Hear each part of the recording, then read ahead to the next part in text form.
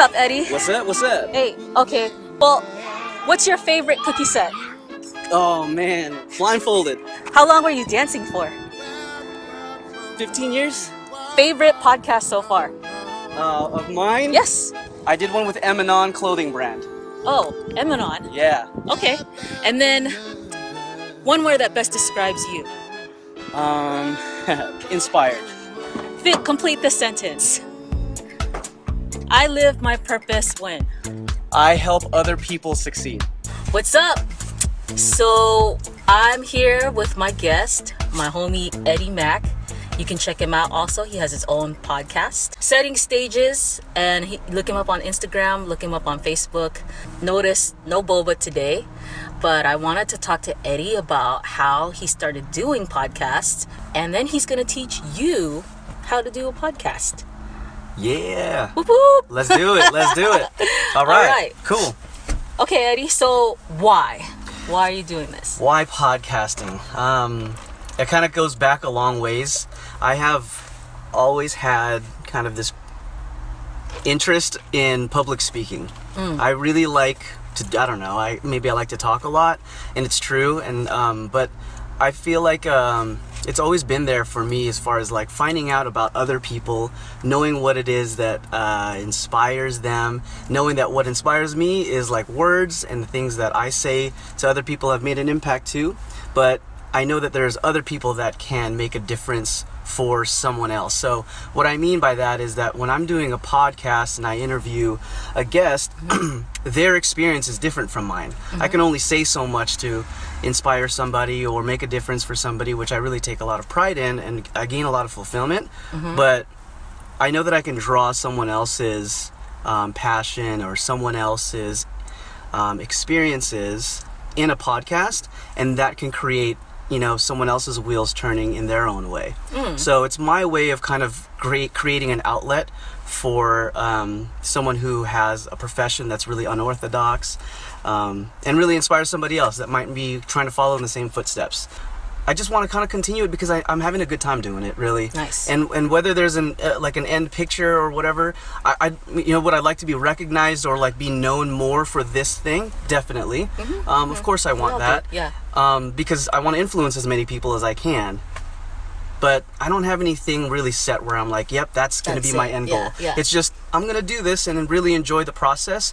And fortunately, I've been really blessed with a lot of great feedback so far in the young stages that I'm going through with podcasting. It makes me feel really good and proud of myself that I'm able to bring that out of other people and then inspire others through someone else's story. It's kind of cool. It is very cool.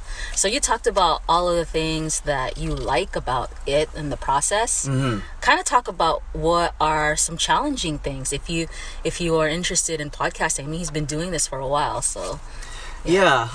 Some challenges. Well, I think that one of the frustrations that I am currently going through is audio quality. I mean, it's all voice when it comes to podcasting, so you're really dependent on the sound quality of what's being, you know, said, and so many elements will play into that. There could be a car passing by because we're at a park, or there could be, you know, you could be at a cafe and there's a lot of other chit chatter and things like that. In fact, as of this recording, the latest episode that I aired, we did it in a conference room, and I thought, man, this is going to be the safest environment I've ever done yet. And it was in a conference room, but it was at a brewery conference room, and the brewery had a freaking concert happening in it. So I'm like, wait. And the person that I had met for it, he's a clothing brand designer. And he was like, yeah, we should totally meet at this brewery. They helped me out. We're gonna do it in a conference room. And then we show up, and I was like, is that a band setting up? He's like, yeah, there is a band. I was so worried about that. I had no idea they were gonna do that. So there's a lot of different elements. So that's frustrating. And I'm learning from that. I think that what it boils down to is really trying to find like a controllable environment. The techie side of it is the part that I'm not very strong at. Yeah. For instance, in order for you to publish a podcast on iTunes, and there are literally millions of episodes on iTunes, I'm like that 1 tiny little percentage that has no idea how to create an RSS feed. So like I'm still learning that. I'm Googling like crazy, I'm YouTubing, and I'm like, okay, so I can host a podcast link on WordPress, and then I can use that WordPress link to put on iTunes. So the dots aren't connecting for me in that sense, and it's really frustrating because I know that iTunes has a really huge audience, and I think that my reach would be amplified if I'm able to work my way into that. So for those of you who are watching this particular episode, although I am offering my advice, I would really appreciate yours. Comment below if you can, and help me out, and see if I can, you know, make a better, I guess, have a better reach for larger audiences based on your help. Yeah. Appreciate it. What's an RSS feed? Right. Yeah. Right. Here's the part you've been waiting for. Eddie is going to go through some steps on how you can make a podcast. Take it away, Eddie. All right. First and foremost, your podcast, when you want to start a podcast, for me, I had to come up with, what do I want to base it on? What's really something that I can talk about over several episodes? If you're looking at a long-term podcast and literally one day maybe having hundreds of episodes, you've got to think of what is your conversation going to be based around? What is your theme going to be based on? So, in other words, what's your content? What's your subject matter? I'm not joking, it can literally be anything. I mentioned earlier in our discussion that there are millions of episodes out there of so many different subject matters. It could be coffee, it can be boba, Yeah. It can be inspiration. There are people there that are talking about, you know, guns and ammo. Like, there's an audience for everything. So if there's something that's of interest to you, think of, okay, what is that content going to look like over several episodes if you're looking long term? Or are you pigeonholing yourself to a very narrow subject? You know, I can't even come up with an example because so many of the podcasts that I'm familiar with have a very broad spectrum of subject matter, but that seems to be the key right there, is having something that you can talk about over long periods of time. Next, audio equipment. So you'll obviously need to record your podcast, whether that's yourself talking, whether that's in a group chat situation, or it's a one-on-one interview. You'll have to have something to record that audio and that voice in order for you to actually have it on, you know, to put out. So you don't have to get fancy. Honestly, I really push about like on the fly, like whatever you have available. Like, guys, this right here is freaking amazing. It's amazing. There's a voice memo on this. I don't know if you've explored that tool on this thing, but that's a microphone. And, you know, I mean, hats off to you. Like right now we're in your car and you're putting content out, and that's drive right there. No pun intended on drive. But like, for real, like there's no excuse. We have access to so much technology now, and like, if you've got a phone, man, you can podcast instantly, dude. And it's pretty amazing. So anyways, having recording equipment is important. Would it be nice to have really, really good equipment? Of course, but don't get fancy, especially not right away. Like, get the experience, you know? But equipment, if I can suggest any. Sure, yes. Okay. I currently use a company called Blue, makes several microphones, and you can find it on Amazon. And it's inexpensive, and man, that's relative to some people on their budget. But the mic that I use, I found it on Amazon. It's called the Yeti by a company called Blue. It's a really fancy looking microphone, and it's sturdy. It's got a lot of weight to it, so it stays, you know, kind of like grounded on whatever surface you're using. But it picks up audio really well, and I'm just super impressed with the budget that I had at the time. I wasn't looking for something crazy, because you're looking at microphones that can cost, you know, literally $1,000, and that's unrealistic for the kind of talks that I do. But this was under $200 for the time that I got it, and it works well for me. But again, don't get fancy.